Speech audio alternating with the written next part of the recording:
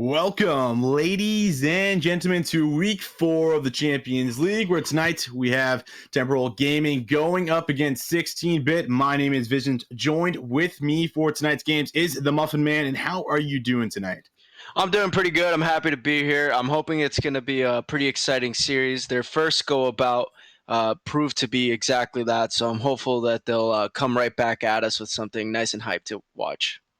Yeah, I'm super excited for this one. As this group, is all really close. There's no one that's undefeated in this one. As we do have 16-Bit sitting at 1-2, and then we have Temporal Gaming sitting at 2-1. So there is quite a bit on the line, for both these teams trying to get that advantage over one of the other, and trying to climb back up in towards their groups. So super excited to see what we're going to get. Yeah, and Temporal Gaming did win the last matchup, so if they win this one, they'll have the head-to-head advantage. So if 16-Bit want to stay as contenders for the top of the bracket, they'll be looking for a win here.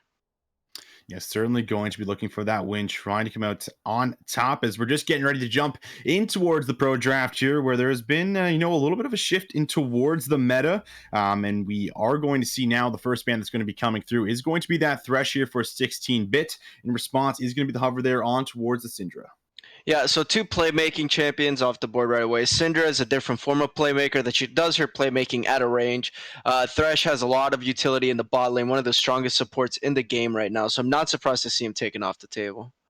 Yeah, As well as Vladimir, a very strong late game threat that can go in pretty much three roles, mid, top, or ADC even, so taking him out doesn't surprise me whatsoever.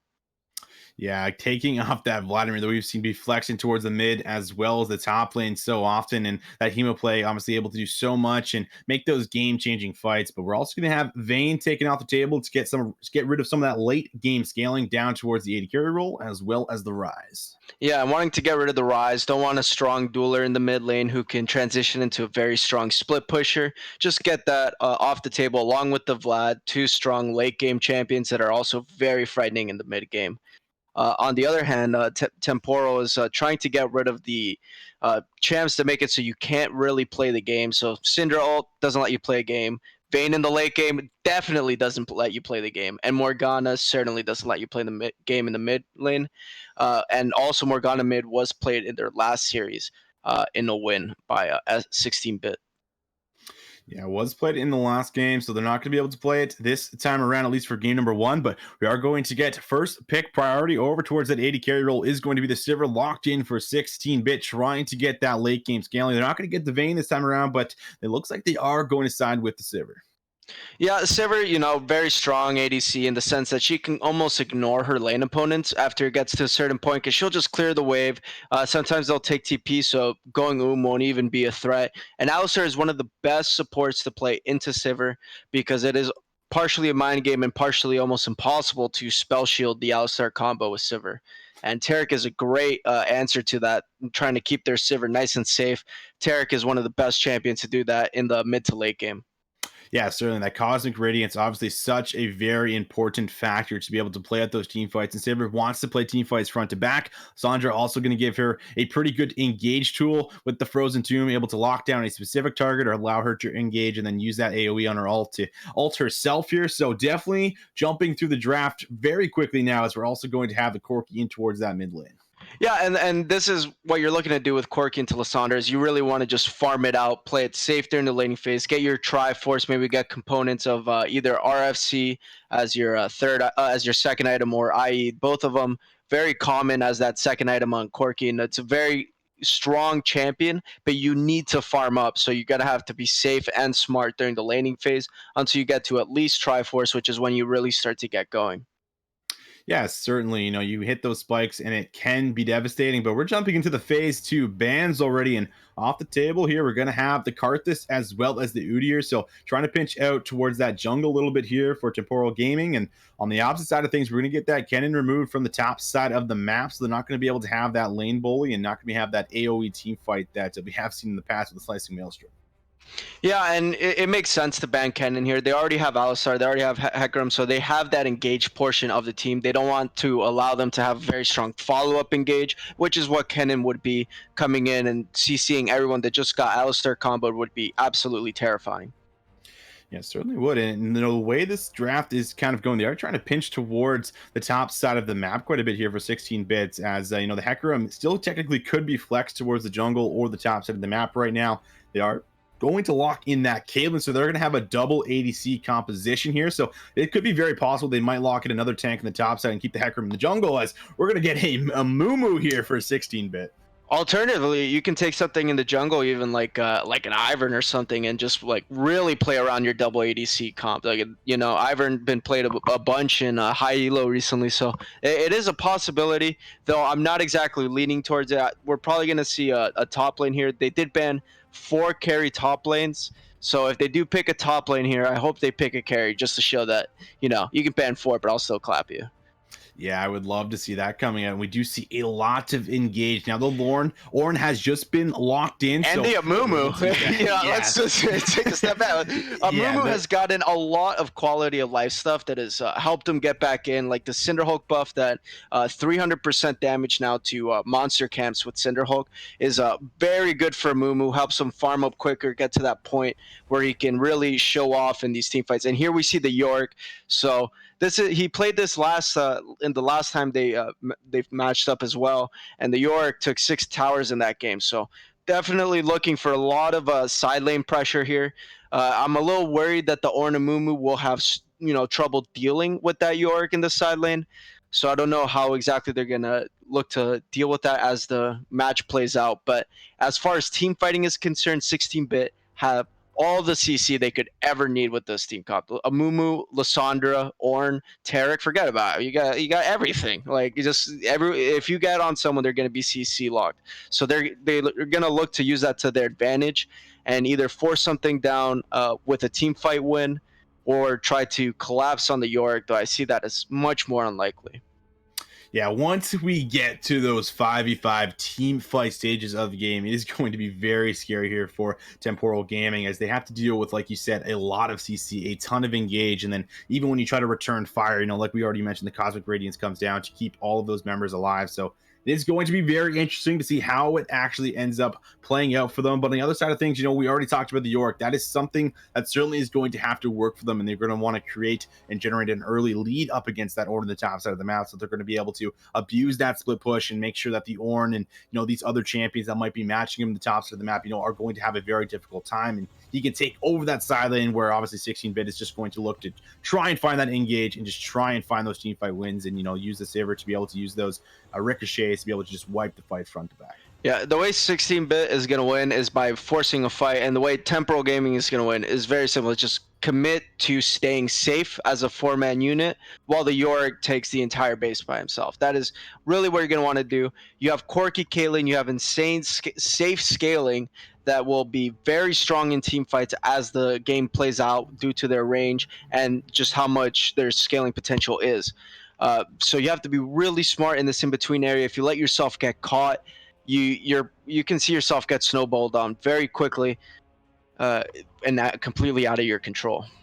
Yeah, and then when you lose all that map control, obviously, then you can't split up in the top side of the map, and you can't play around the epic objectives as well, and the dragons as well. So it does open up a lot of holes. But I mean, talking about holes, there is a few different ones in the early game. We did, not talk about the Hecarim as much as it was drafted very early here, and obviously Hecarim, still very strong in the meta at the moment when he goes for that Conqueror, able to find those leads, find a lot of ganks, and we might see him try to come down towards this bot side and abuse the Sivir and the Taric down there. As we already said how the Alistar is able to find that engage, and the spell shield can only block one or the other. And usually it's just so easy to get that headbutt pulverized off that you're just not able to do anything about it. You're usually just going to get CC locked. Hecarim can come flying in the back and look for those kills. So I could see a lot of pressure coming towards the bottom side of the map to try and pressure the Sivir early and kind of delay the time for 16-bit to have their composition to really come online. Yeah, no, absolutely. And what I'm really worried about is 16-bit in the super late game. So if Temporal Gaming managed to extend this out and their Corky and their Caitlyn are hyper fed, you have this Yorick in the side lane who is just like, what is an Ornn going to do to a Yorick who's got 4 items? Ornn will never be able to even threaten a kill onto a Yorick. So you have this extremely strong 4-man unit that can have a lot of pressure in sieges, Caitlyn's range is ridiculous. You have Corki with the Triforce. You have Corki with likely an RFC at that point to extend his range as well. So you're dealing with a very long range siege with very short range champions. Sivir's a 500 range champion. Lissandra is, she has a lot of engaged potential, yeah, but when she's not engaging, she's very tightly ranged. She doesn't have a lot of reach with her abilities. So that could prove to be very problematic for 16-bit if they're not able to consistently start those team fights, like we've already touched on.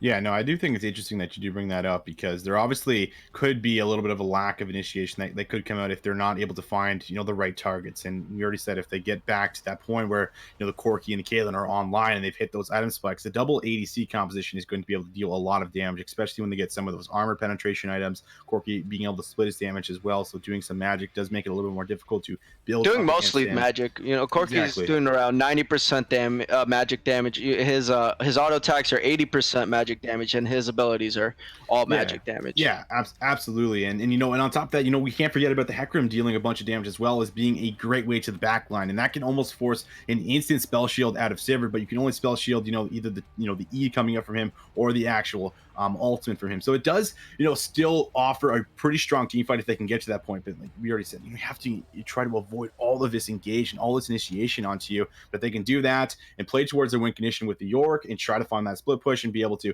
be aggressive, win his matchup, then it certainly could go well for them. But I mean, off the bat, it is going to be an interesting game, number one, because both teams have drafted obviously two different compositions that they want to make it work, which is certainly going to play an effect, throughout this total best of three here. And starting it off with the best of one, getting that first win obviously always feels really good and gives you a strong idea on how you want to go in the draft into towards the next game as well.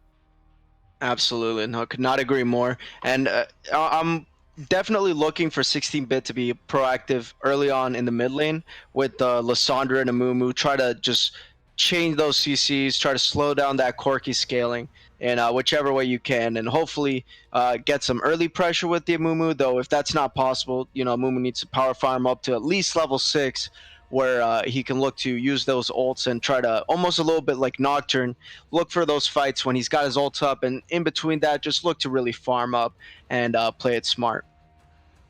Yeah, certainly going to be trying to do just that. But now, ladies and gentlemen, we are just going to be waiting for the spectator delay to actually go away for us so that we can enter the game. So we're going to be throwing it to a short little break. So do not touch that browser. Do not go anywhere. We'll be back in just a few short moments.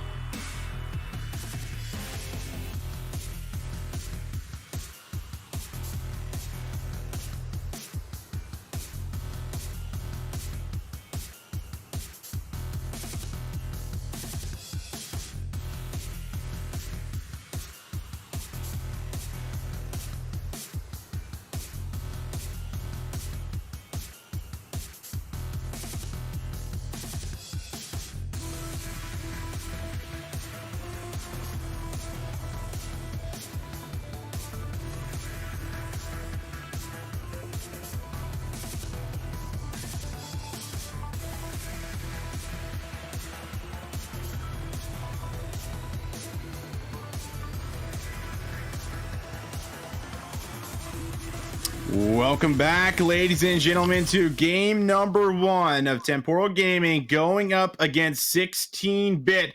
We're getting ready to jump onto the Rift for this game number 1. I am extremely excited to see how these teams are going to match up, as again, these groups are extremely close at the moment, and all of these wins count and matter. So this is going to be quite the game, but off the bat, I don't have anything crazy happening, just going to be the 5-point on both sides. Yeah, maybe nothing crazy happening in game, but there is definitely some crazy stuff that we should talk about. And I'm going to start that off straight away with Dark Harvest Amumu. Oh my god. So we have a Dark Harvest Amumu. So what I'm expecting for this Amumu is to get his Cinder Hulk and then to build full AP. Get full AP after that Cinder Hulk and try to do as much damage as he can in these fights. It's been popping up in a lot of regions. And, this is the first time I've seen a competitive play, but I'm really excited to see it. And I hope that it's going to pop off because that would be so hype.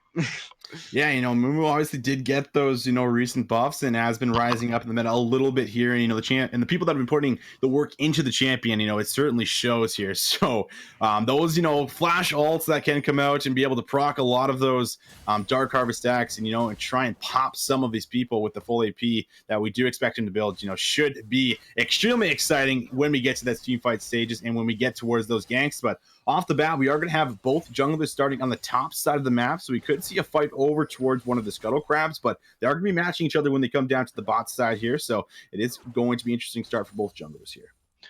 Yeah, trying to play it safe, it seems, by Nafi on the Hecarim. He's going for the Krugs after the red buff, so he might look to go straight to this Crab after, and maybe look to keep farming after that, or try to get a gank going mid lane before he continues to his farming path. Alternatively, he could just go to his Raptors and I look stupid, which is exactly what he's doing. Yeah, looks like he's just gonna path down, as you can see. Nice early trade towards the bot side, which we kind of expect there for the Caitlyn and the Alistar, able to get that level 2 advantage first. So able to pull the trigger first and farm that early trade on towards the Taric there. So nice start for them, as it's going to be pretty much even for all of these lanes at the moment, as now the jungler is making their way towards their buffs, and that's when they're probably going to be fighting over towards this Crab in the bot side, as neither junglers actually opt in for the top Crab, so could potentially have a fight over there, but Corki does have that lane priority at the moment as well as and this should be the worst part of the game for the 16 bits bot lane, as we see Amumu get a nice Q in onto Nafe on the Hecarim and did get his Dark Harvest stack off, so that's his first stack right there. But as I was saying, as far as the bot lane is concerned, this is really the weakest part of the lane for the side of 16-bit. The Sivir doesn't have enough damage to one-shot the wave. The Taric doesn't have very much mana to sustain the poke, and it could prove to be very problematic, as we've seen Engage. Yeah, we are going to see the Alistar going for that combo. Just going to be able to poke a bit of damage. They are going to catch Hecarim here, and he does not have the ghost up, so they're not going to be able to pressure him too hard, as they do need to kind of go back so he can catch the wave under the tower as it is getting ready to crash in here. But they are going to at least spot him out in towards the early game and get a strong idea of where he is and where he's going to be pathing. So that's going to be a nice start, as we did see him go towards the top side of the map to be able to trade the Scuttle Crabs at least before he opts in for that reset. Yeah, the side of 16-bit just saying, hey, we know you're there. Can you go away, please? We don't want to get dived. It seems to have worked. They're not getting dived. They're clearing the wave under tower and getting most of the minions and almost getting... Wow, that's actually super impactful. Losing your flash on Alistar this early. Though he does have Hex Flash, and Catwife is now at sub 50% HP. Catwife does have a TP to get back to lane if he needs so. Yeah, definitely an interesting rune, or rather summoner choice here, as he's going to be able to take that poke, expecting that the Caitlyn's going to poke him down a bit, and the Alistar's obviously going to opt in for those combos, so certainly going to be able to get him back there whenever he runs out of mana or gets a little bit too low on health, as these waves keep on crashing. Top side of the map finally getting a good idea of this, as we are going to see Jaden take a little bit of a trade, and he's going to get pretty low here. We could see Sandwich go for the play. He is tanking quite a few minions, but overall, obviously, both of those top laners getting very aggressive early on, looking to find that advantage and try to snowball in towards that split push favor we talked about with their win condition. Yeah, and I really like that by Shaden, playing aggressive while he still has the ability to beat Yorick in some trades. Once he has Maiden, there's no really all-inning him as Ornn. But nice little trade in the bot lane from the side of Temporal, but The longer this goes for Sandvich, that's the better it's going to get for him. He's just going to get items, and there's just going to be nothing Orn can do. It'll get to a point that he just can't match the damage. But so far, playing nice and aggressive within the limits of his champion to, you know, keep Sandvich respectful. Absolutely. As Hecarim now making towards the top side of the map to try and give that added pressure. See the pink wards going down, trying to make sure that Shaden doesn't get ganked, as that could come through, but it is going to be Nafe just trying to farm up towards that level 6 as we see it engage towards the mid lane here, trying to see if they are able to find Rennie, but going to be able to use the W to get himself away there, so nothing's going to come of it, but we are going to see them trying to create that pressure as they go towards the bot side here. We might see a scrap over towards the next crab. Yeah, and Ryan already has the Sheen on Corki, so that's very important for his trading. He will be able to get a very respectable amount of damage out in any fight in the mid lane. So definitely have to play around that, but also have to attack him at this point, as it's one of the weakest points of the game for Corki. Yeah, it certainly is. Before he gets that Triforce, he is a little bit vulnerable, and you can take advantage of that here, as we are going to see Fancy come down to make sure that a jungler gets that crab safe and sound. They also scout out where the Amumu is on the map, and with both buffs coming up in the top side, we're probably going to see a swift rotation up towards that, as now we're going to see a little bit of damage over towards Lysandra. They're just going to be fighting over some vision right now. It doesn't look like anyone's looking to pull the trigger. It's going to poke out back and forth, maybe deny her a little bit of CS as they go back towards their lanes and now make their way towards the top side of the map. Yeah, just a little vision fight, but very interestingly, Norden is... Oh my god. Flash is coming out here. Gonna follow it up, though. Trying to see if he can find it. It's going to be the Frozen Tomb used, and First Blood gonna go over towards Norton. He doesn't expect where the jungler is, and he's gonna give over that 400 gold. Yeah, I mean, biting off more than you could chew is Nafe on Hecarim, diving a tower way too ambitiously against Lysandra. At the very best, you're going 1-for-1 there. And here we see Norton with his early amp tone on Amumu. Oh. Not getting punished. He's not getting punished. How does he not die there? Come on. Norton is having like the best early game you could have on Amumu. You got a kill. You didn't die when you should have. This is great. Yeah, this is exactly how you want it to go. Trades flashes with Rennie in towards mid lane, like you said, just barely gets out with a sliver of health. So certainly an excellent start and exactly how you want this to go, as we see another engage towards the bot side here. Alistar trying to go aggressive whenever he possibly can. Vil going to be able to land a few autos as well as the snipe there with the Q. And this bot lane, taking that punish, but we still do have the teleport available for Catwife, and it looks like he might just use it right now. Yeah, and something we should touch on is the plates. So far, the only plate to have been taken, as we see nothing mid, nothing is seen here. the only plate to have been taken on the map so far has been in the bot lane by the side of Temporal. They have gotten one plate there, and plates is really how you snowball games in this meta. So Temporal might be looking to hopefully get a few more plates here if they really want to have a strong mid game.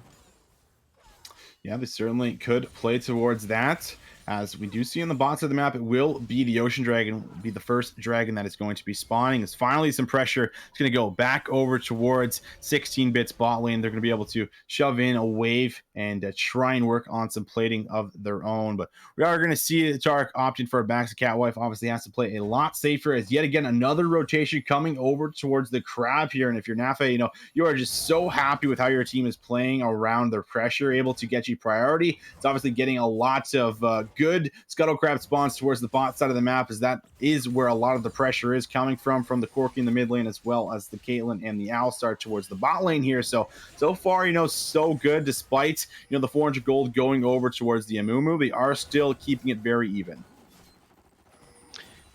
Yeah, and I like the use of that package, as we see Ryan, abusing the fact that he's got a Sheen and can hit Tarek, who can't hit him back. But we are going to see a little bit of scrapping happen. Yeah, unfortunately, Hungarian is very in this position. He doesn't have TP. If there's an ambitious fight for Dragon, it's very clear that he won't have much impact on it. And not able to get that off just yet for himself, but they are still constantly looking to try and pressure Ryan there, as he has been rotating a lot through the river, again trying to help out his jungler. As Vil and Fancy play over towards the Ocean Dragon here. Yeah, Vil and Fancy thinking that they have enough control to maybe start this, and You know, 16-bit doesn't think so at all. They're walking in with a Mumu and Tarek asking Hecarim what he's doing. Yeah, he's like, Get out of you're on the there. dragon. We're going to take you right off of it, or we're going to scrap you for it. And of course, that level 6 is available there for Norton and doesn't have his jungle item just yet, but he certainly does have a decent amount of AP. So he's going to hurt still. And if he lands that damage onto multiple targets, then that fight could certainly go in their favor as the main's up in the top side here. Sandvich trying to work towards some plates of his own and just keeps on pressuring Shaden as he has built himself up a nice little CS lead here versus the Yorn, which we certainly expect. Yeah, we expect this lead to build up, but I would really like to see York at least take 1 or 2 plates during this laning phase. If he doesn't get those, it's going to slow down the Triforce build that he seems to be going for here. Though he does have that Coal, which is a very greedy item that I very much so like into Ornn, because, you know, Ornn's not going to kill you. Come on, just build a Coal. Just get more money. Easy. Yep, might as well invest in that. A little bit of gold to get yourself the better gold outcome here. So certainly going to be a good start for them as yet again trading on to Shaden. And, you know, he's just doing his best to stay alive. He obviously, they picked this role for one reason, picked this champion for one reason rather, you know, to be able to find that engage, you know, for the Sivir, you know, for Norton to be able to pull that trigger with the Curse of the Mad Mummy ultimate there so that he can lock down multiple targets. And now we do see a play towards the top side here. You're going to be fighting over the Rift Trail. The Maiden's also assisting with it. It's about 3k HP. Nord's trying to get in. He is pretty low. He's going to pop the ultimate here. He has to, and he's going to use it now. That's going to be one falling down. Looking to make it a second. It's going to be a 1-for-1. And we're going to see Sandvich in some trouble trying to flash away, and there's not too much mana in the bars here, but it's going to be Corky in the back looking to put a hurt on. Shaden's able to get a kill, but yet again, it's going to be a 2-for-2. Shaden, no flash available. Ryan looking to shut him down here. Trading going back over, but double kill going to go over to Ryan, and it is going to be Temporal Gaming coming out on top. Yeah, and that's exactly what you're looking for right there. As Temporal Gaming, you want to slow down 16 bits early game here so that they can't look for those team fights and win them in the mid game. If you slow them down in this early portion, you will have a chance to get a little bit more time to build your items and get to a point where you will win. Absolutely. Now, it was just a trade of the kills. There wasn't actually an objective that came off the end of it as the Rift Trail did get stopped there at about 3k HP. But now play towards the bot side. Flash engage going on. Consecrating is going to drop, and that's going to keep them alive for now. The re-engage coming in through for Hungarian mid. Hecarim in some trouble. Now fight is going to go down. Or an ultimate coming through. Nice dodge from Bill not to get hit by that. Does have his summoners available. Flash comes out. He's going to pop the heal. Flashes over the wall. Takes the blast cone out. But with all of that pressure, surely that should be the Ocean Dragon going over towards 16-bit. Yeah, and what a brilliant fight from the side of 16 bits, really turning around, trying to get that momentum going, using those TPs they have on the team to double TP bot lane, have an aggressive pressure, and get some momentum going. Get a dragon, get anything that you can use to have an aggressive mid game where you don't allow this York for free in the side lane who, you know, speaking of getting a few plays, look, he got 3 during that TP bot. You know, yeah, that's a lot of gold. It's a lot of extra gold going over towards them as another flash engage going to come through. Ignite's going to be taking on Catwife in some trouble, looking to see if they can get a double kill of their own here. That's going to be the net. Vil looking to auto these guys down. Nice trap placement, able to find one. That's going to be the ultimate blocked up from the spell shield as Brent's not done here, looking to go back in, and that is going to be a nice play for him. Able to find 2 kills down towards the bot side here, so still finding some success on the map as we see another engage towards the mid, but just going to be a Valkyrie out from the mid laner. Yeah, it doesn't fancy flashing to ult forward, so he plays it smart and just backs off after he doesn't get conversion with that W cast. Yeah, not able to get that on towards the mid laner just yet. As looks like the bot turret's going to be falling down. Rift Trail was taken in the top side of the map there, so that is going to be big for them. First tower right there. Yeah, on top of that, like you said, the first tower coming through, trying to build up that gold lead slowly but surely here. So this is going really well for the side here for Temporal Gaming. They are finding the advantages where they want them. They do have themselves about a 3k gold lead. Yeah, the only thing that wasn't perfect is that the Herald, they got it after 14 minutes, so they won't get plates with it. But they got first tower, they got 3 plates top when that double TP play happened bottom. They're still up in gold. It doesn't matter that 16-bit got that return play, unless 16-bit can convert that now into more than just a couple kills and turn that into objectives.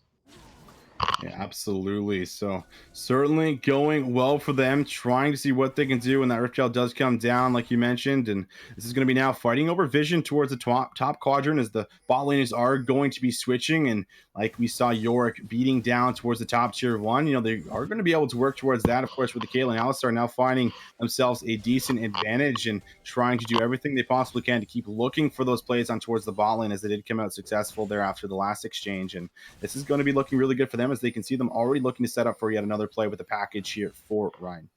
Yeah, they got the package. They have the Herald. I'd like to see him use both at the same time. So here we see Nafe running towards top, maybe looking to use the package, the Herald, as there is a fight and TP's coming down. Yeah, package has already been used. Catwife is going to fall to Ryan. Cosmic Radiance coming down, but it's going to be a bit too late. It's going to be causing the inevitable here. Trap's not going to fall through, but he surely should be going down. Sandwich able to find that for himself. Did invest in TP, but it's going to be the bot lane yet again going down for 16-bit. Vantage over towards Temporal Gaming again. And that is a perfect TP for York. You TP in and you had an actual impact in the fight that you showed up to. Does not get better for York, who is usually just watching others fight around him as he tries to pretend like he's fighting.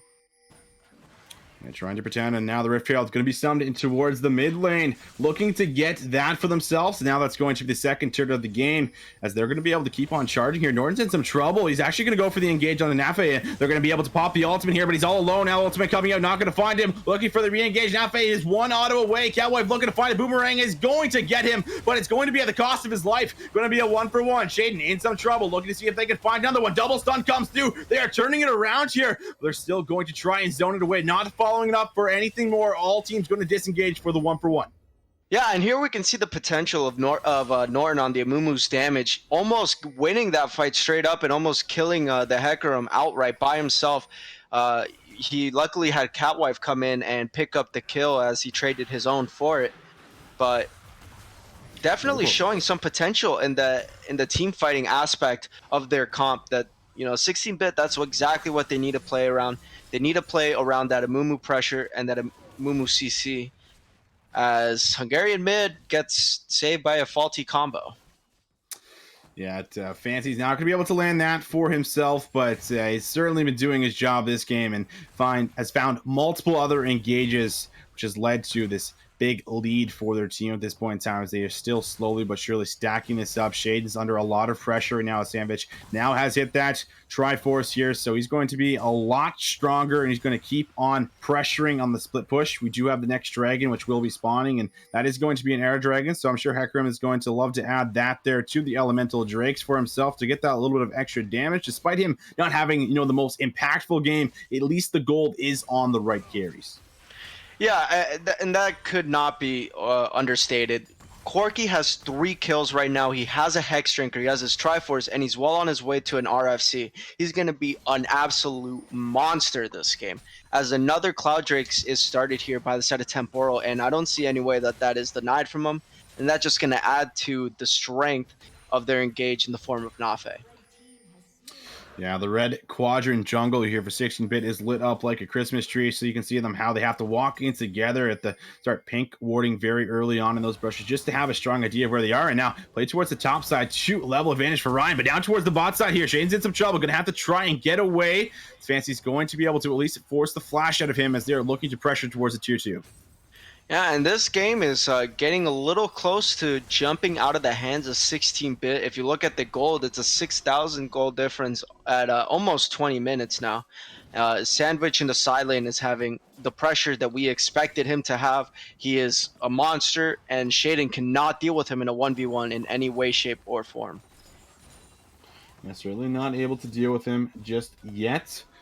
But they are going to be able to, again, look for those 5v5s as the game goes on. And if they can keep on stalling out and try and delay the Baron from going down, it certainly will be what they're playing towards here. And that's going to be one of the main goals. And We're going to see the blue buff should be snatched up here over to Ryan, trying to take it away, and it's going to go over towards him. No stolen blue buff going over to Hungarian mid, but this is overall, just been an excellent game. They're playing around their advantages, playing around their winning lanes, finding the right fights that they need, the right skirmishes here. So this is, them playing a phenomenal early towards mid game here. And if they keep this up, they should be able to close this out very cleanly.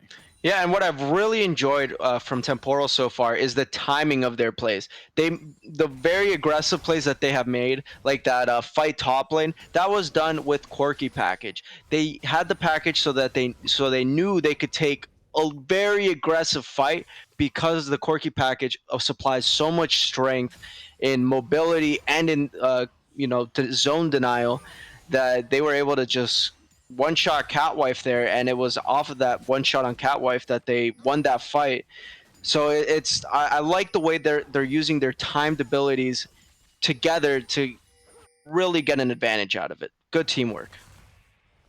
Yeah, excellent teamwork coming out as the man himself back towards the bot lane here. We can see all the pressure that is coming down. They want to make sure that he's just freely split pushing, and they could look for a dive, but the Baron, is live in the top side of the map, and now the Demolish is going to help at chunking this out here. It's going to go very low, and this is going to go down surely, and that's going to be the ultimate coming up. The ultimate's already come through Hecarim, and now it's going to be a quick kill on towards Shaden, and they are 3 members strong, as well as the Maiden is still up, so they can look to pressure towards the bot side as Caitlyn's in towards the mid tier too. Yeah, and that's just good timing by Nafe, realizing that Sandvich is about to push for that tower kill. So he comes over, makes sure that Shaden has zero way of protecting it, and he gets a death for trying to do so. It does give over that death for trying to have that defense, and with all of these towers going down and no towers traded here for the side of 16-bit, this is going to be a little bit difficult for them as they are missing out on quite a bit of global gold, and they're going to hit those item spikes a lot later than they need to. Saver, getting close to the second item and just actually locked in for her. Now, really does need to hit that 3 to 4 to come online and be that, crazy Sivir that's able to put out auto after auto, and now we're going to see vision control finally going to come through here for the side of 16-bit as they're able to walk up, but because they have no pressure in the lanes, it's just going to be so difficult for them to maintain and keep control around the epic objectives. Yeah, and the question is, when is it that 16-bit have to pull the trigger? Is it when Ornn has reached like level 15 and is given a couple item upgrades to his carries? Is that what they're looking for? Are they looking for 3 items on Sivir? Whatever they're looking for, they need to get there quickly because this game is about to explode out of control. It's a 5 tower difference and 8,000 gold at 22.5 minutes. And now what you want to have for the composition that wants to find the 5v5, but if the amazing engage can come out, if Norton can land that ultimate, as we are going to see the play come through now, and this could be it. It's going to be Curse of the Sadmon able to find a few targets, and now the re-engage coming through from Lissandra, looking to chain it up. Cosmic Radiance was already used, but the damage coming out from Corki as well as Caitlyn is so big right now. No one's falling. If that finally a snipe comes through from Ryan, able to find a double, looking to make it 3 kills as Stark has to flash away. Ornn ultimate comes out, but it's way too late. Double kill coming through for Ryan, able to connect on 3 members, and now Temporal Gaming are moving towards the Baron. Yeah, and that's just 60-bit jumping the gun. They didn't have Shaden there. If he had that ult at the start of that fight, that could be entirely different. But because he wasn't there, 16-bit overstep and they lose the fight, and now the Baron, and this could surely lead to the end of the game. Unless they're turning to fight though, looking to see if they can find any targets, but it's gonna be the Saber trying to find that kill. Doesn't matter, she goes down. The Ornn also going down. Catwife and Shaden not able to be the duo to try and stop the Baron Nashor. They are fairly low, but they are turning to try and take it here. It's gonna be able to, or Nafe is gonna be able to pop that smite a little bit earlier to get that health back. They should be able to get it. No contest coming out here, so gonna be a big win for them. And now they are so much scarier on the map with over a 10k gold lead. Yeah, this is just an absolute disaster for the side of 16-bit. Now they're down 12k gold and this Baron buff. I want to see Temporal really turn up the pressure here. Use this lead, use this Baron, and end the game with it. If you can do that, you'll show that you have a very good ability of snowballing games that have been handed to you. Absolutely you do. This is going so well for them. They're on the same page. They're playing against this composition extremely well, playing to all their win conditions. Now they're going to start working towards getting these turrets down, as now the 6th turret of the game is going to fall there. They're just so far ahead. You look at the carries, the Corki sitting 6-0, Caitlyn 306, has the QSS as well, so it's going to be that much harder to try and lock her down. This is not looking good here for the side of 16-bit, but they're gonna have to do everything they possibly can to try and stall it out. And again, they're gonna have to pull a trigger at some point in time. And we just saw them pull the trigger up top. They didn't have anyone. They're going to lose the game off of that. It looks like as Catwife, poor guy, is down to 20% HP as Sandwich takes bot inhib tower. Shortly followed by bot inhib, I'm sure. And they have yet to find the 5v5 fight that their team excels on. And now we're seeing Savage take on about 3 members down here with the help of his He doesn't care. What are they going to do? It's just so strong right now. And now that's going to be the first inhibitor going down, making their way over towards the mid tier number 3 here. And they want to be able to get some more inhibitors as that turret's very low. And they still have the Baron buff on for quite a bit longer. Yeah, bringing the Maiden over, that should just be plenty along with the Baron buff to take this mid tower and inhib. And unless 16-bit pull a gun now, and win a fight, this should be game. Yeah, it certainly could. They look for the Sandra here, looking to force the play. Going to be able to use the ultimate, but the QSS is available now. Hungarian Mid's going to pop the stopwatch to buy some time. But look at the frontline package was used to zone everybody off, and the Cosmic Radiance is all done, which means the fight could be over. It's going to be all the members going down for 16-bit. Double kill coming to Ryan, looking to make it a quadra as he is on a shade. Nick comes through for him. That was a phenomenal play coming out. 10 kills for this man, and now it is the inevitable. They are going to be able to take game number 1. Yeah, and that's the way you want to play a fight as Corky right there. He immediately just W's onto Catwife in the backline and takes him out. And after that, just easy picking as there's no damage left. Game 1 to Temporal. Wow, that game looked so clean for them. Not giving up any turrets, only 6 deaths going down over the span of that 26-minute game. They got a pretty clean Baron after finding, that kind of failed engage that came out there from Norton and Hungarian Mid, where they didn't have the rest of their team to be able to back up their strong team fight. So this wasn't able, there wasn't anyone able to do enough damage to try and find those kills. And because of that, it's going to be Temporal Gaming, coming out on top here with game number 1 with a lot of strong picks. Yeah, and it's not like 16-bit was completely outclassed. They picked the team comp. The team comp didn't work. I like to see him come back game 2, something different, and attack Temporal in a completely different way with a different comp that has different objectives. Hopefully maybe something a little more team fight, not team fighty, sorry, but a little bit more loose so that you could play around your side lane a bit more. Ornn, very weak in the side lane, especially compared to Yorick. Let's try to get that into a better position. Yeah, I got to see how they're going to be able to change up the drafts. But for now, guys, we are going to be throwing it to a short little break to get ready for game number 2. So do not go anywhere. We'll see if 16-bit's going to be able to answer back.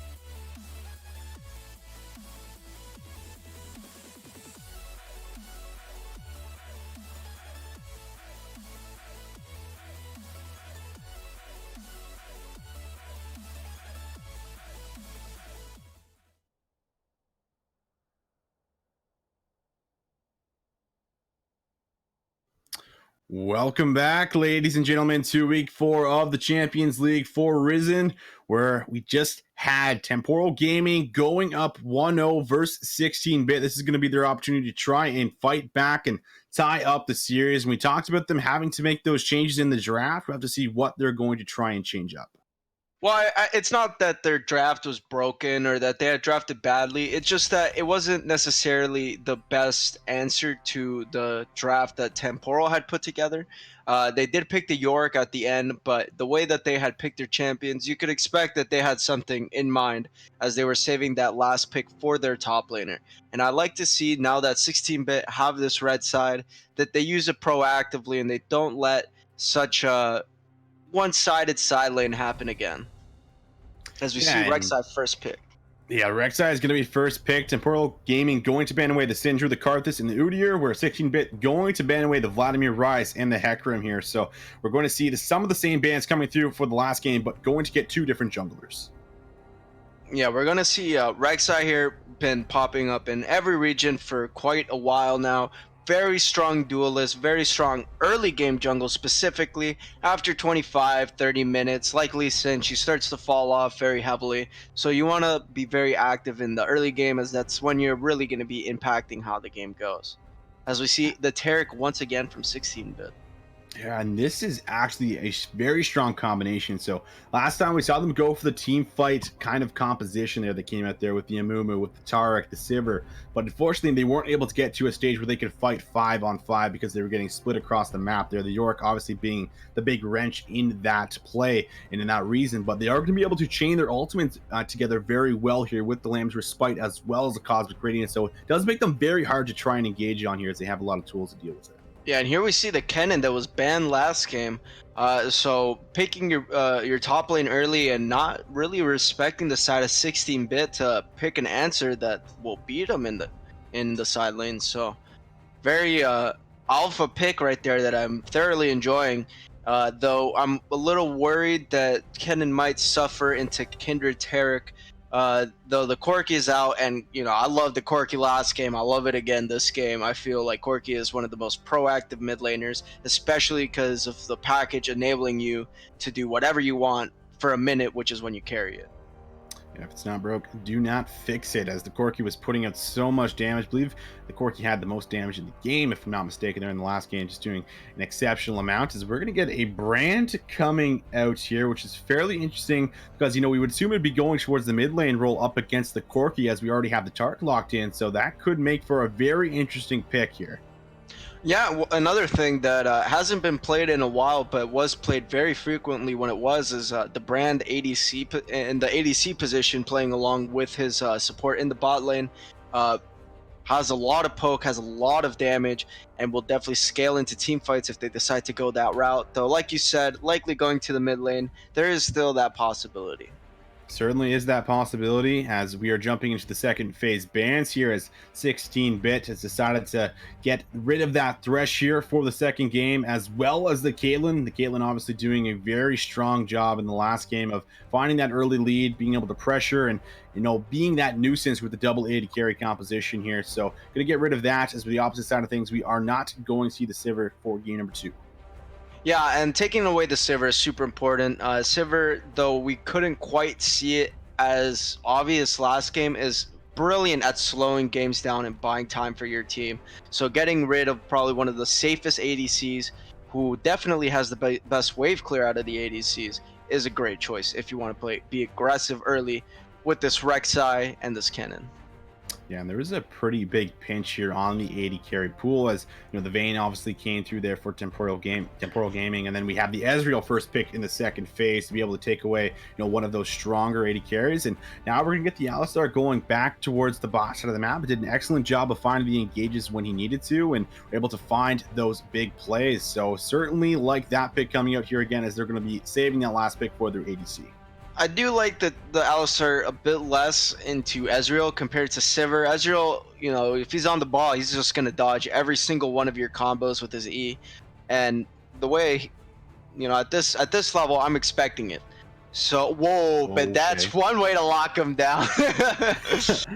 Yeah, the Queen coming out here is very interesting. So that is going to make for what we obviously should have is the Alistar Quinn down on the bot side going up against the Ezreal and what we believe to be the Taric here as the brand should be going to the mid lane. So they should make for an exciting game as I don't think I've ever casted over a Quinn ADC so far in my casting career. So they should be Oh fairly wow, they interesting. get the But York. oh, 16-bit can take the okay. York. You know, there's a very big difference though between playing York into Ornn and playing York into Kennen. So I feel like Temporal has more counterplay in this matchup than 16-bit did last game. Though it should definitely favor the York as time progresses. York gets tankier, and York can start to ignore Kennen and push those towers. Though he's definitely going to take more time in this matchup than he would into a tank like Ornn. Yeah, he's absolutely he's going to take a little bit more on this matchup to be able to do exactly that here. But we do see a little bit more of a mid-game spike that is going to come through here for 16-bit. Last time, obviously, they had a lot of different tanks on the roster than they had as well as the Amumu going in towards the mid our jungle role that wasn't able to find that kind of super snowball lead there with the Dark Harvest. But the Ezreal does have that 2-item spike that he hits, and he does become much stronger there as it is obviously the Queen that's going to be able to move around the map quite a bit here and create a lot of additional pressure and be able to roam in between the river. Should also help their junglers secure those scuttle crabs just like the last game. Yeah, what really worries me on the side of 16-bit is that they are very much so lacking proactive engage on the side of their comp. Like you don't have a Quinn that's going to charge in and start something. You don't have an Alistar who is going to combo.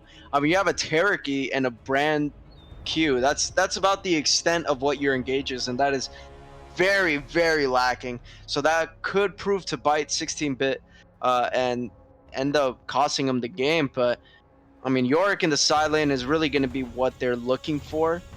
But Temporal still had proactivity when they had the Yorick. They had the Hecarim charging in, and though the Hecarim had a litany of deaths, it didn't matter. He was starting fights, he was being aggressive, and he was getting plays going for his team to follow up on.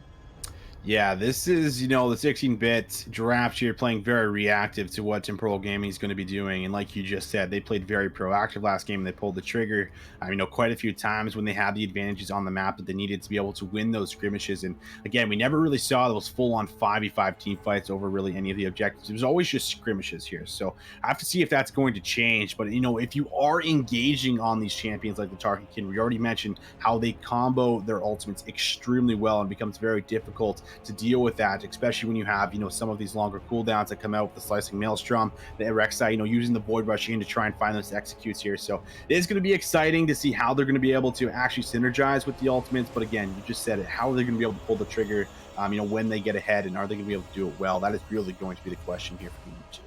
Yeah, though 16 bits comp, maybe they can't engage, but they can really absorb and engage. That is for certain. You get engaged, Kindred ult, as it's going to run out, you drop it with a Terracle, and then you have Brand ult bouncing on everyone that was inside the Kindred ult. It's going to be absolute mayhem when it comes to damage coming out as they're absorbing an engage, but let's see if it's enough. If it's enough and it works and York is in the silent and he does its thing, like that's optimal for them, but it's definitely a little risky. Yeah, it is. It is going to be very risky here, but they do have a few different options at least to play towards the early game, which they didn't have last game. And I'm going to be keeping my eyes on Norton here, as this man did have a okay performance on the Amumu with the Dark Harvest. He was trying to make it spicy for us here, but this is the opportunity to be able to abuse this range jungler. Try and get some of those marks to be able to scale up and be that abusive kindred that we have seen in the past. So I think that's what I'm going to be definitely keeping my eyes on. But Rek'Sai, obviously a very good champion at denying the marks from Kindred and has a lot of early pressure and does beat her in the early levels before she starts hitting some of those items where she's able to kite out the Rek'Sai here. So it is going to be very exciting for both of these jungle matchups. We didn't see a crazy performance at Anafe there on the Hecarim there last game either, but did end up snowballing the lanes that were able to carry it for him. More importantly, he was able to do his job in team fights. I don't think his laning phase area of the game was particularly good. But when it came to the mid to late game, he was phenomenal for his team. He was always where he needed to be. He was diving for his team, and he was definitely getting that gray screen simulator for them. So if he can look to be as crucial to his team in that phase of the game. It won't matter as much, but when you're playing Rek'Sai compared to Hecarim, your early game needs to be considerably better comparatively. Yeah, absolutely. And now that we have all the compositions, we've broken down what both teams want to do. But the bigger question is who do you have your eye on here for both of these teams for as far as players? Who's going to be the standout players here, the Muffin Man? And who are we going to have to keep our eyes on in towards the early to mid game? And who do you think is going to have that big impact? Well, for the side of Temporal, I really think that the crux is going to fall upon Vil on the Quinn.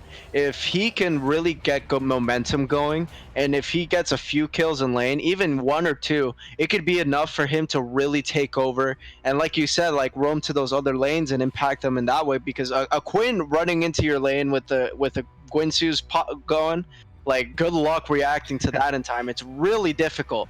So I really think that Vil could completely snowball the game on his own if he gets the kind of early laning phase that he's looking for. And Yeah, now, he's and yeah, and for the side of 16-bit, I'd say that the pressure is really going to fall onto Shaden to have an extremely good performance into what should be a difficult matchup into Kennen. As far as the early game is concerned, if he can pop off and he can shut down that Kennen, then he could win the game for his team.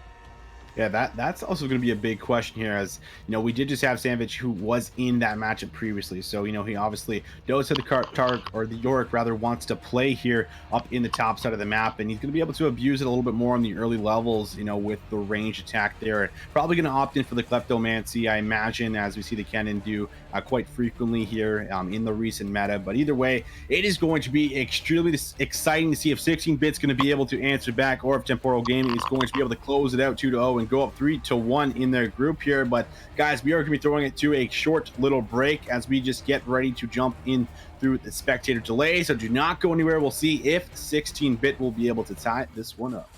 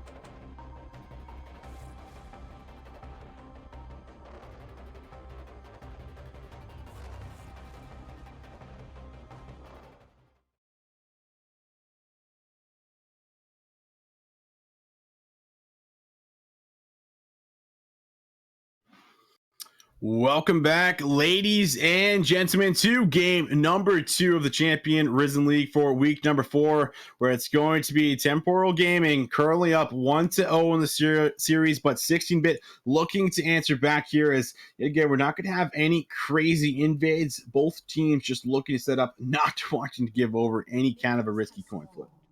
Yeah, the only thing that really happened was Catwife hit a Q onto Vil and got a mana flow band off. And that's about the extent of the excitement of the early game, as we see Sandwich get a Klepto proc of 5 gold and no item. Yeah, that is a free win if I don't say so myself. So able to get that going for himself. But, overall, this is going to be a few different champions and a few different playstyles that are coming out. During the Lotus stream, we talked a lot about the Queen and how effective this can be, if she's able to find those early advantages. We did see also Fancy, pull the trigger multiple times, but it's going to be a lot more difficult against Catwife as he's able to have kind of his self-peel for himself. But the Tarek's still vulnerable to that engage, which they did opt in for a few times last game with the Kaylin. But it's going to be exciting to see how it's going to work out for them and if Phil's going to be able to find that snowball like he did last game. Compared to last game, they have significantly more pressure if they were to go on Tarek. Like with a Caitlyn, she's going to do damage over time, but she's not really going to one-shot someone when Alistar gets a combo. With Quinn, it's an entirely different story, which you can see reflected in the fact that Vale has Electrocute this game. So he's looking for those pops in the not only in the laning phase, but afterwards. So definitely could look to see a few kills coming in as if the Tarek gets out of position. Yeah, that 100% could come through as the top side of the map, very early advantage going over to Sandvich, getting the best of the matchup, of course, as he has the range on towards Shaden before he can really hit those items. He's going to have that corruption pot, at least for himself, but we do see quite a few items come through for the Kleptomancy there for Sandvich, so he's finding himself the early advantage here, as we do see lots of pings towards the Scuttle Crab, and we could have a little bit of a contest, but no mid lane priority means that they're actually going to go on towards Hungarian mid. He's in some trouble, but able to deal a lot of damage. Nice taking down. That's going to be a first blood. They're looking to trade some kills out, though. Stun not going to land. Norton is going to go on to Ryan, and a double go towards the mid laner. Flash comes out, but the pulverize doesn't come through. Vil able to at least get a 2-for-1. Still, brawling going on. Vil does not have any summoners. He is going to fall, and this is not the early game you want here if you're Temporal Gaming. No, not at all. The only thing that went their way was that Phil got a kill, and that is not enough for 3 kills to go the other way. 16-bit shooting back saying, hey, we're not done so quickly, all right? We're going to fight this out. So looking to come back, win this game, and make this a series. Shaden is going to need this level 3 to 4 is when he's going to start being able to get these fights back onto Kennen as he has all his abilities. You see, there's the key. You need to trap Kennen in the wall as Nafe flashes in. Top side, yeah. Shaden looking to find that kill, and he is going to, as the flash was already used. So Nafe at least able to go to the top side and trade a kill back over and play towards that Yorick and try and punish him. So good job for him. But Hungarian mid, this man is looking pretty scary early on. Yeah, and this is definitely the kind of champion you want to play into a Corki. Corki struggles significantly against control mage mid laners because he has an ability. He has trouble answering back into the type of trades that they pose. A trade for Corki is a Q auto attack, which is not going to cut the chase against a brand who has 150 more range than you on his W. So that's exactly the kind of mid you want to use to punish a Corki during the laning phase. Yeah, absolutely you do. As again, we do have the TP coming through for Catwife, which means that he's going to be able to get a lot of that mana back and get that first item, whether it's the Sheen or the Tier, wherever he opts in for, and get himself back to lane fairly quickly, as we do see Fancy walking up, looking to see if he can get that engage. Both junglers are going to be on the top side of the map here for now, looking to clear out some of those camps. Nafe finally opting for that back, which will be able to allow him to spend some of that gold.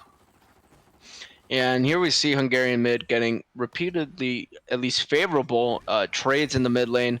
Once he gets level 6, he'll have a lot of all-in pressure, especially once he gets his Ignite back up, because Ryan does not have Cleanse. And if he gets hit by a stun, he could very easily get one shot.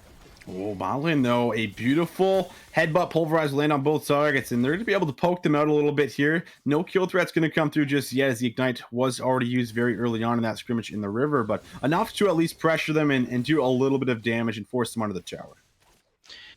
Yeah, and Vil really not playing with much as far as inventory is concerned.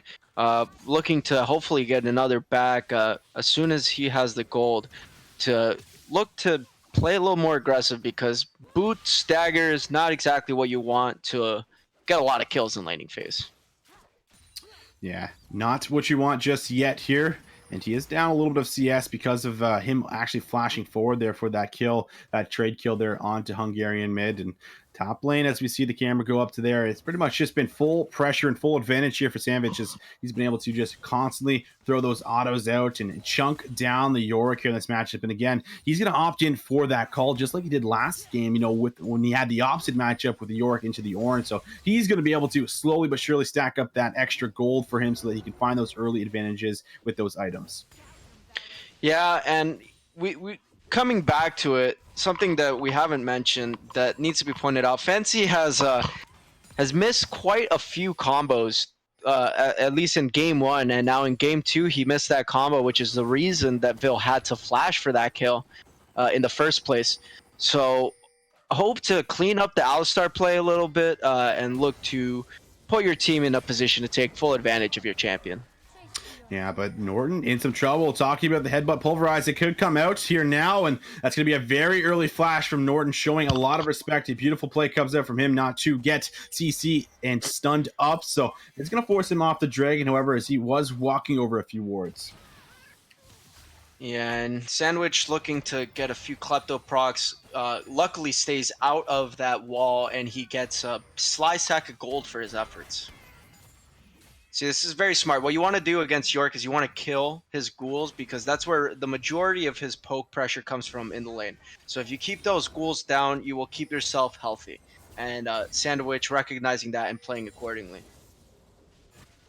Absolutely, as this man slowly but surely scaling up here and is sitting on a lot of gold for himself. So he's going to opt in for that back. He's going to get very scary.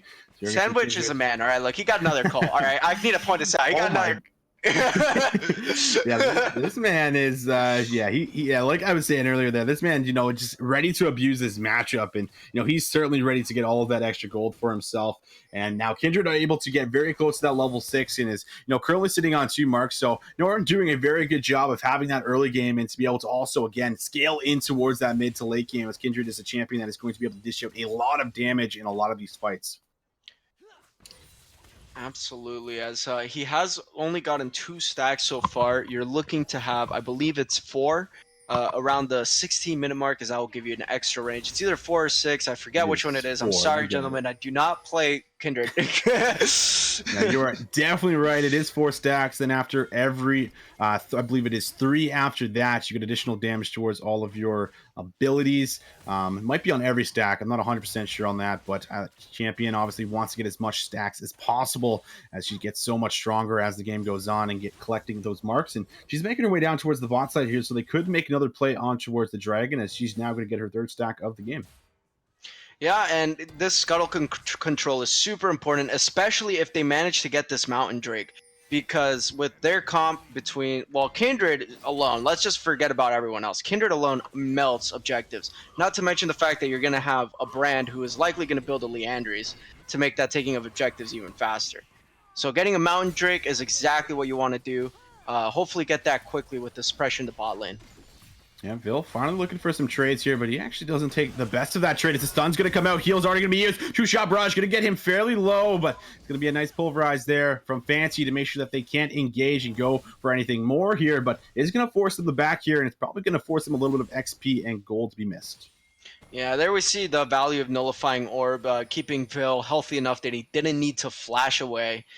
So that's fortunate enough for him to have taken such mastery, but here we see the movement towards this dragon, nice and smart, using the pressure in the bot lane and trying to get this mount that will... This is the best part of the game to get mount, because you can use it to take the turret platings faster. So if you can get any advantage in the lane in the next 4 minutes and get a few turret plates, that Mountain Drake will surely show why it's so powerful at this point. Yeah, absolutely it will. The bot lane, we do see a nice CS lead being built up despite the Quinn having that early advantage that we talked about because of that play towards the river and towards the bot side. That really cost them a lot of their pressure here. And the goal lead has been stabilized a bit. It is only about 100 to 200 goal lead right now for 16-bit, but they're still more than happy with how this is going. They don't necessarily have to play super proactive, but they are going to now force a play up towards the top side here. Shane's in some trouble, looking to find that knockup. He already used the flash, and now he's trying to use the wall to wait for Norton. Norton does have the ultimate, but he uses the Lamb's Respite too late, and now he's in trouble of his own as the Void Rush is still available here. Doesn't even need to use it, and now that's going to be a double kill over towards the Rex side. Well, I was mentioning how Shaden was the most important person before the game for his team, because this side lane is really going to determine how the pressure of the game is going. And so far, we see that the pressure is going decidedly into hands of Temporal game, and Shading has not managed to land many walls around Sandwich on the cannon, so he does not get any favorable trades before that gank, so he can't even pressure return kill. Not to mention, Norton doesn't ult in time to save him. So just absolute tragedy for the side of 16 bits in the top lane. Hopefully they can turn this around as the game progresses. You have to see if they can do that. It was unfortunately a big loss in both of those members going down. But on top of that, of course, Lamp Spite does have a pretty long cooldown, as I see a play towards the bot lane, and a nice trade did just come there from Hungarian mid. As now some play could come over the ball. Norton's actually reading this extremely well here. Now Hungarian mid's going to flash away, looking to find that kill. He's not going to be able to pop the Void Rush here, and now it's going to be Ryan actually going forward, and that is going to be a kill over towards both the jungle and the mid laner here. An excellent play from Norton to be able to read that on the map. Yeah, absolutely crucial for Norton to be there to counter that. I believe he saw Rek'Sai enter the jungle through that pink ward at the right on the other side of the red. So brilliant use of the vision to get advantages out of it. And playing around Hungarian mid, which is definitely the lane with the most control for the side of 16-bit. He is up now 3 kills, though he is not up in CS. He's in a great position to carry the game in the mid game. Oh, but Slicing Maelstrom going to be used. He's just going to delete Norton. He does end up getting his mark, which does give him the 5th mark of the game, which is certainly going to be big for him, but he does give over a kill towards the top laner there, who's already dominating his lane and getting very close to finishing that call. So not what you want, but I guess you could say they did get the mark. Yeah, and Vale starting to finally leave his lane, I believe, time since the first fight that we have seen him exit it. So hopefully he gets something more as he continues to do so. But getting nothing so far other than vision. And Herald used in the mid lane by the side of Temporal to cash in on those plates. Yeah, I don't know if anyone was actually close enough to be able to get in range of that, but they are going to be able to at least chunk it out a little bit there. But I really don't know if they were actually in range as the camera. I agree with you. I don't think they're in range. Yeah, and that's actually a lot of plating. I mean, you get obviously the damage on there, but that's obviously a lot of extra gold that you didn't just cash out on. So it is going to be able to pressure it a bit, but it is going to waste the Rift Herald. Yeah, I mean, it is damage if they get the tower first. That's all fine and dandy. The Triforce is finally completed for Ryan, so this is really when he's going to start being able to answer the pressure that Hungarian mid has had so far this game. Hopefully he can turn that into a kill and take first tower mid with that Triforce damage, but it's looking a little slow for him so far this game, not like last game where he got going nice and early. Yeah, but now the flash onto Vil. It's going to be a nice flash there from the side of the Alistar, but they're going to try and see if they can kill Catwife. He goes down before the Cosmic Radiance drops, and now they're looking to see if they can get themselves a double. Flash was already used. Does have the heal in his inventory to be able to keep himself alive. Pulverize, and the headbutt comes back down again. The smite comes through. The knockup comes out from Vil, and that is going to be a double kill back towards the bot side there with the help. So what was that number? 1, 2 kills? What was that number? 1, 2 kills towards Quinn? Is that that's the money that you're looking for, laning, impacting the rest of the map? Well, she has gotten those 2 kills right there. So looks like he's going a crit build. So I'm not sure if he's going to go for an RFC or a static shiv after this IE that he is surely buying in his inventory. But it does look like he's going for a conventional ADC build, not like the lethality or the Bork that you sometimes see as well from Quince. And that play was absolutely nasty there, coming out there from Fancy, flashing forward there to knock the headbutt on towards the Tark and then use the pulverize on towards Catwife as they both went forward there. So a beautiful play comes out to help to find the goal lead now. And now they're going to be posturing back and forth, dancing around the next objective, which is going to be this Ocean Dragon. They're looking to set up vision, but Vil looking to go aggressive. He pulls the trigger here. He is pretty much all alone as he's going forward. And now Kindred That's a good Norton chunk, looking to make though. a play. He does definitely chunk out on towards the Tark as they are still looking to play around this Ocean Dragon. Yeah, playing it smart. Look, he's just ulting again, and he's going back on the hunt. And that's exactly what you want to do with Quinn. Go in, get out, and look for a better opportunity. As we see Shaden trying to take this tower in the top lane. It would be the first tower to drop if he were to get it. No, never mind. I'm sorry. Just memeing you guys. Yeah, boosted caster. What can I say? But it looks like the side of 16 bits is all around this bot lane, around this drag, looking to get it, looking to get multiple drags, multiple objectives with this Mountain Drake that they have acquired. Yep, they're going to have enough pressure to be able to get themselves, like you said, the second elemental drag going over to them. So this is going to be an excellent start to the early game here. And it's definitely better last game. Yeah, a lot better than last game. Last game they had 0 towers, 0 dragon. No, they had 2 dragons, but this is definitely much better than that. So this is, at least as far as the early game is concerned, a much better showing by 16 bits. Yes, they are down some gold, but their comp should theoretically scale better than the side of Temporals. Yeah, it certainly should, unless we see a crazy engage from Sandwich, who has been building himself up a nice lead there in the top side of the map, and now is, currently up about 27, 28 CS, so doing a great job of finding those advantages where he needs to be able to be on that split push and make sure the Yorick doesn't do exactly what he did in the last game, which was pretty much unbeatable as he beats down a bunch of cats there and opts in for his back. We do have quite a few members now converging around the mid lane. Interestingly enough, Sandwich is going for the Morello second instead of Azonia's. So he's looking to be more front-ended and look to just destroy them with damage at the very start rather than get a second rotation off, which is what you'd be looking to get with the Zonias. Yeah, most certainly you would. Maiden still in the top side of the map. Gonna stay by Shaden's side, and they're gonna be able to keep that top turret alive as Bill did make that rotation up there. And obviously that bot turret did go down as they look to make that transition now. And it is going to be no real neutral objectives. But as I say that, playing towards the mid lane, Flash slicing Maelstrom's just going to delete the Tarek off the rift here. Flash was also forced out there from Catwife, and now they have their eyes locked onto the tier 1. Yeah, I mean, who needs a neutral objective kill when you can just kill champions? So says Temporal Gaming as 16-bit fight back. Yep. Flash forward there. It's going to be the Lamb's Respite, keeping everyone alive for now, but it is going to be a dangerous fight. Void Rush going to be used, able to find the shutdown, but going to be a trade kill going over towards Catwife. Now everyone looking to disengage and just hold their own here, but it is still 3 members strong here for the side of Temporal Gaming. Yeah, but their main wave clear is that in the form of Brand, so they're going to lose this tower. 1 for 1 or nothing, or not, it doesn't matter. They lose the tower. As Vil up in the top lane, making Shaden's life living hell.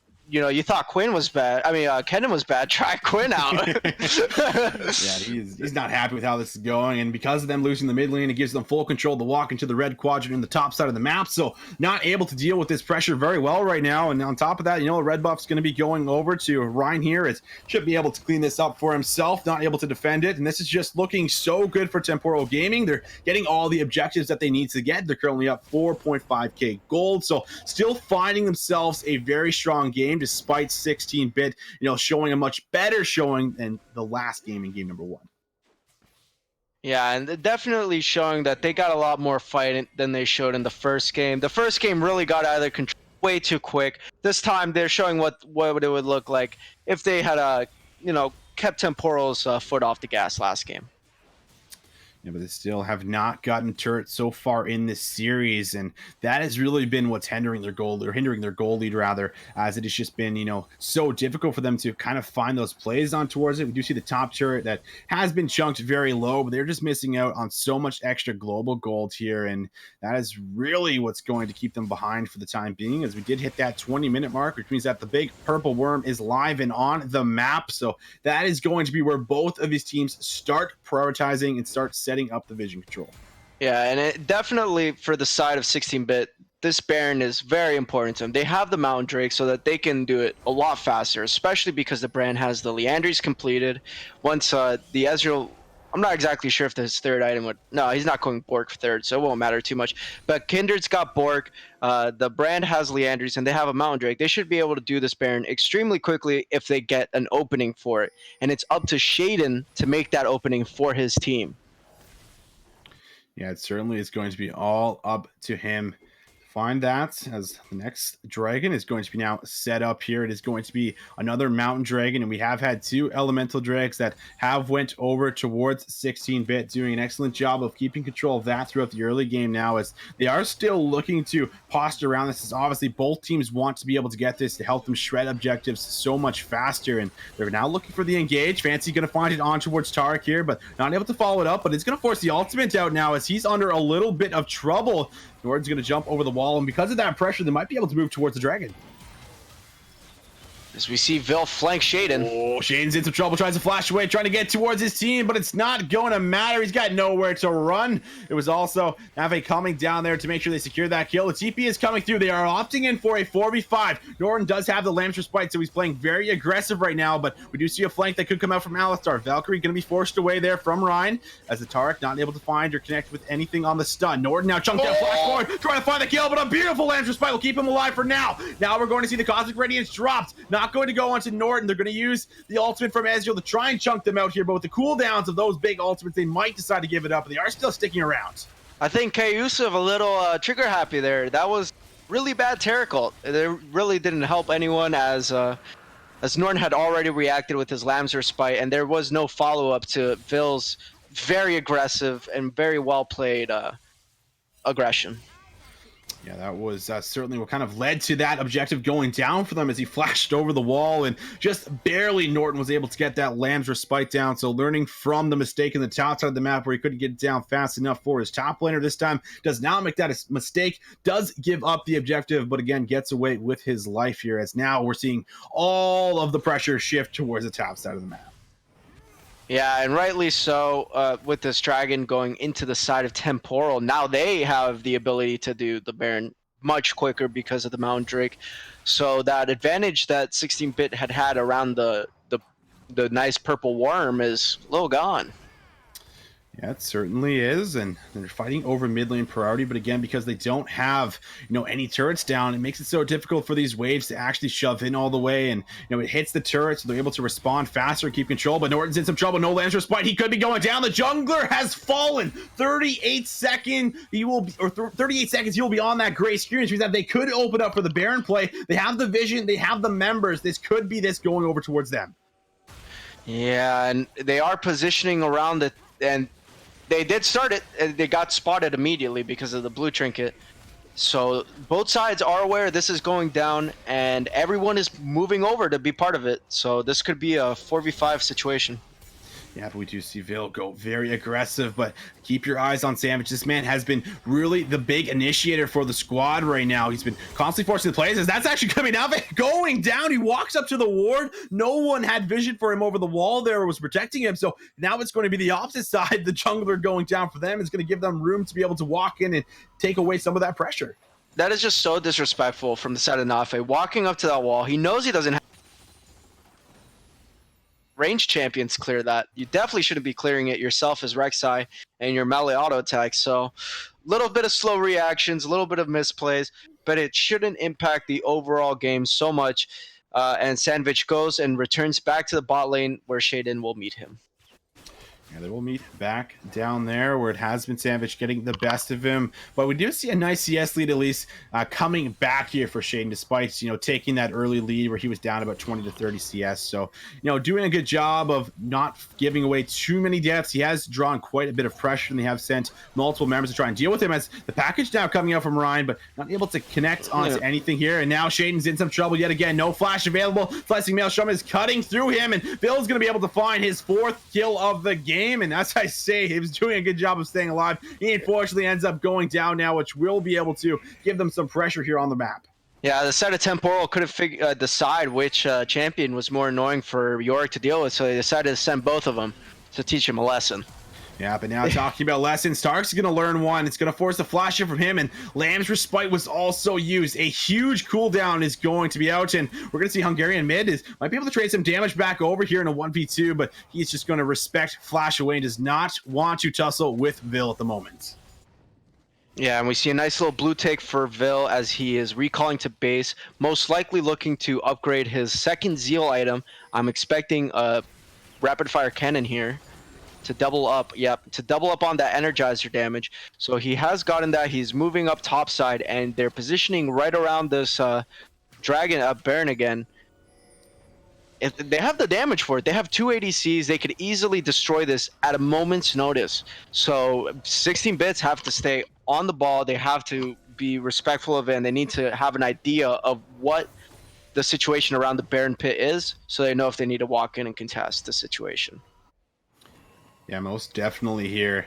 Want to be able to shred that down if the opportunity is given, if they can win that fight, but are going to be waiting for some of their cooldowns to come back up. Really, the big one is going to be that Lamb's Respite, so that Norton's able to play a lot more aggressive and a little bit more forward, but Vil's playing very aggressive himself here to be able to find a nice chunk there with the help of that proc there from both of those Zeal items with the Shiv. And that's just going to chunk out a little bit of damage on Norton and kind of just keep them, on their toes here in their own jungle. And that's really the main thing. They don't know when they're going to pull the trigger on the Baron, and that's the opportunity for Savage to find the TP play, or for the Alistar to look for that headbutt pulverize. Yeah, and something interesting about Temporal's team comp is that they have Rek'Sai and the Quinn. So they have two ways of really expanding the vision that they control.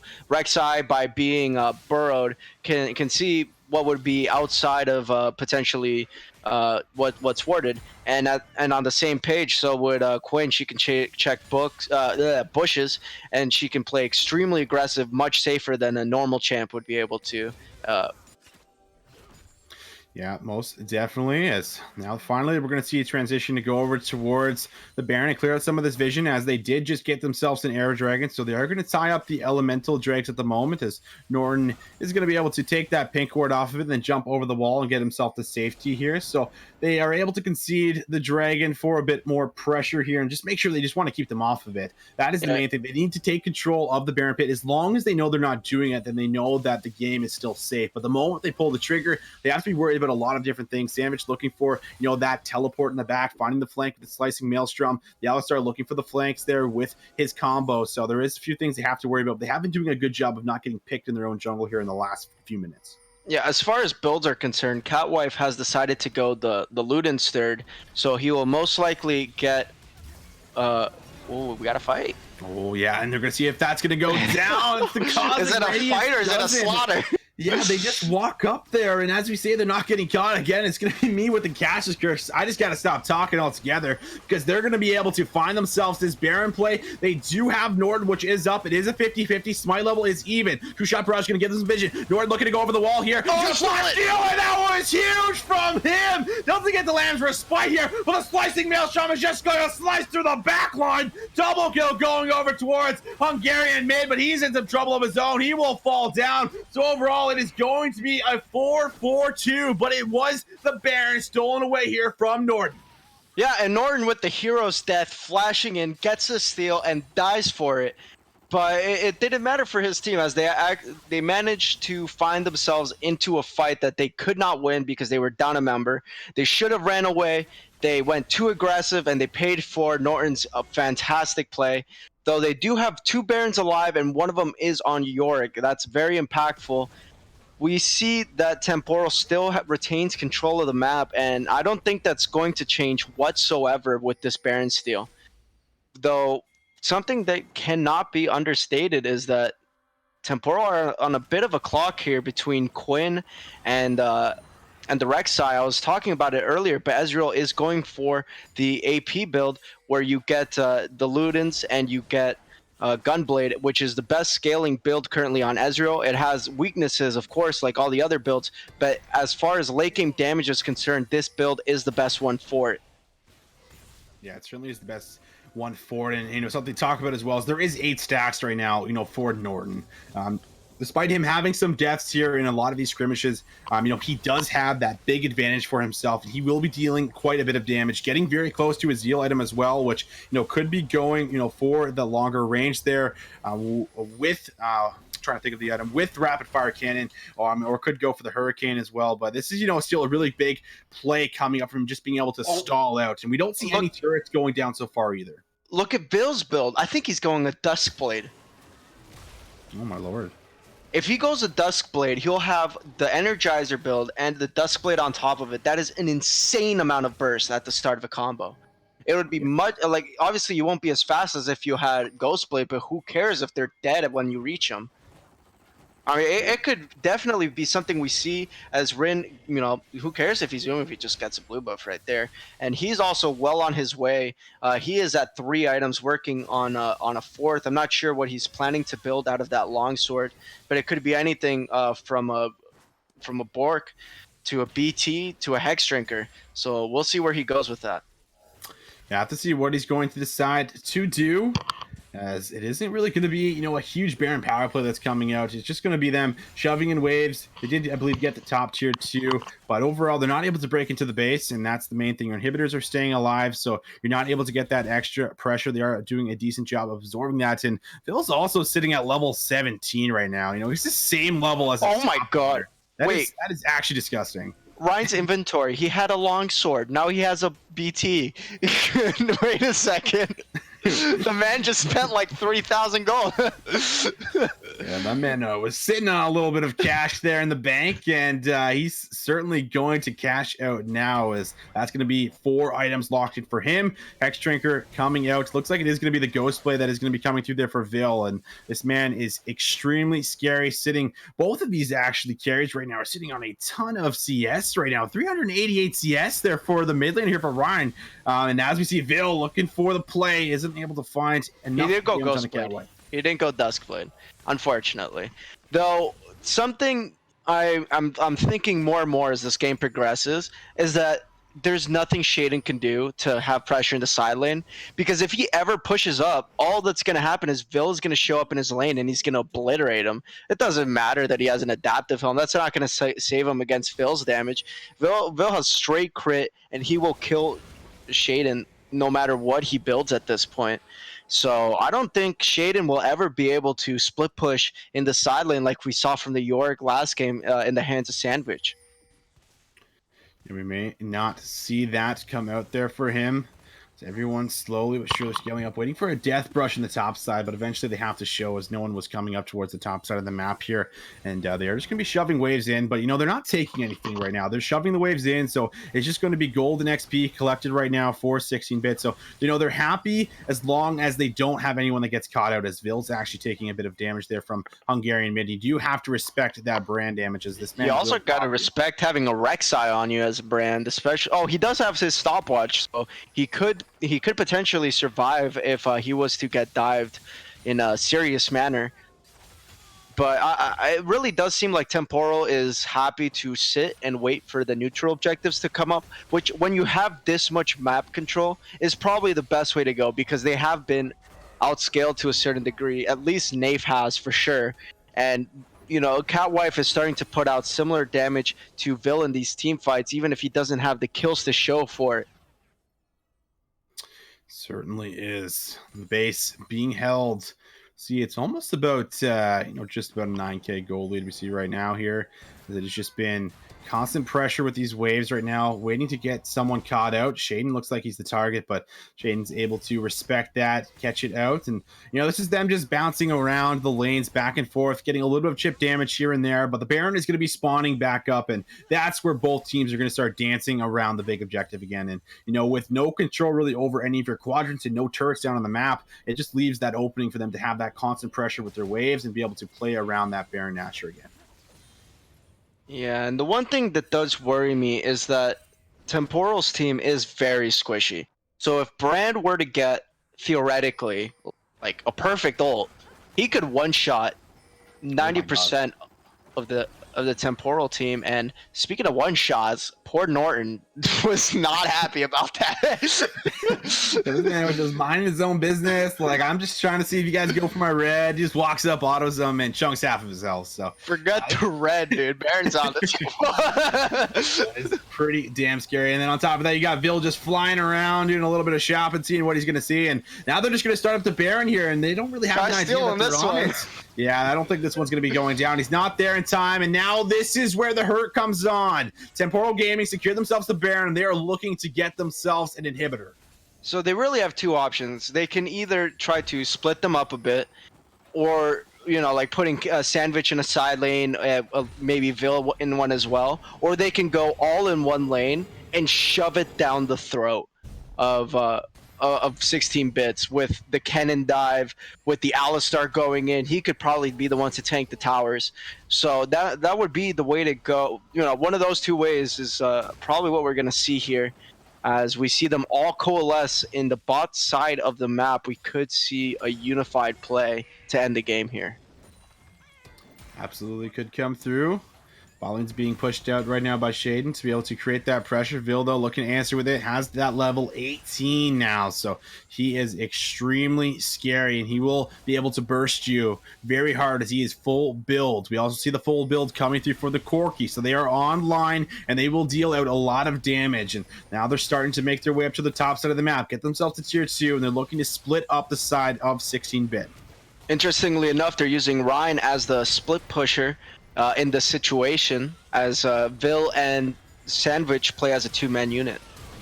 Yeah, but now the trigger's going to be pulled. Slicing Maelstrom coming out. Not finding any kills just yet as Lamb's Spite as well. Scott's Radiance comes down, but now they're starting to fall. One goes down, looking to make it two. They're looking to end it. Vil's on a killing spree, looking to go through, but shutdown comes through there from the Ezreal. It's not going to matter. Void Rush comes through, shuts him down, and they scatter across their base. And finally, that is going to be it. Temporal Gaming coming out on top. They are going to find the 5-for-1, and they are looking to end the game. Yeah, and another brilliant team fight started by the side of Sandwich. His first death of the game is the game-winning play for his team. A fantastic performance for him in the side lane against a champion that had absolutely dominated the previous game in his hands. So really showing that he understands Yorick and how to abuse him, as well as how to abuse your opponent with him.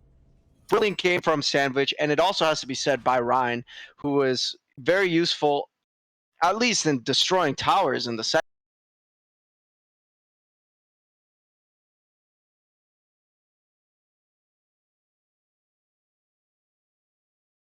Those guys for playing exceptionally well, but I think the biggest thing was that they didn't get themselves any turrets. The Buffy man, they didn't get any turrets in either game, and that is just so much. Wait, was it a zero turret? Oh my god, that is tragic. Both games, yeah. And that is just, I think that's the biggest factor.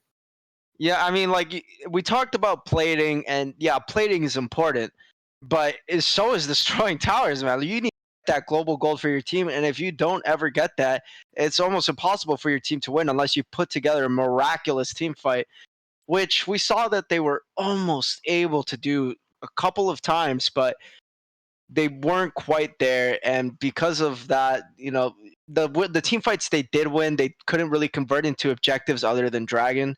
And I do feel like that was a very big reason why they weren't able to pull up a win in the series.